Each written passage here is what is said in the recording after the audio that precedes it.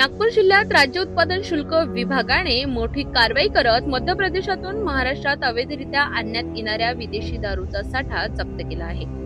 राज्य उत्पादन शुल्क विभागाच्या भरारी पथक क्रमांक 1 नागपूर यांना मध्य प्रदेशात तयार झालेली व तेथेच विक्रीसाठी असलेली विदेशी दारू महाराष्ट्रात अवैधरित्या वाहतूक केली जात असल्याची खात्रीशीर माहिती मिळाली। या माहितीच्या आधारे पोलिसांनी Butibori Wardha road Hingna police station हद्दीत सापळा रचवण्यात आला।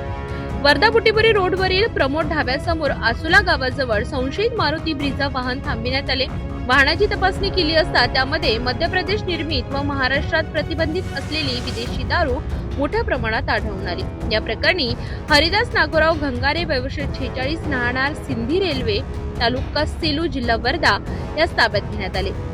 जप्त केलेल्या मुद्देमाला 750 मिली क्षमतेच्या रॉयल स्ट्रॉंग विस्कीच्या 24 बाटल्या, 180 मिली क्षमतेच्या रॉयल स्टँग विस्कीच्या 480 बाटल्या, 180 मिली क्षमतेच्या ऑफिसर चॉईस ब्लू विस्कीच्या 384 बाटल्या तसेच मारुती ब्रिझा 4 चाकी वाहन असे एकूण 12,26,176 रुपयांचा मुद्देमाल जप्त करण्यात आलाय। या प्रकरणी महाराष्ट्र दारूबंदी कायद्यान्वये गुन्हा नोंदविण्यात आला असून आरोपीस प्रथम श्रेणी न्यायदंडाधिकारी न्यायालय हिंगणा येथे हजर केले असता न्यायालयाने 1 दिवसाची एक्साइज कस्टडी रिमांड मंजूर केली आहे। ही कार्यवाही राज्य उत्पादन शुल्क विभागाच्या वरिष्ठ अधिकाऱ्यांच्या मार्गदर्शनाखाली पार पडली असून पुढील तपास सुरू आहे।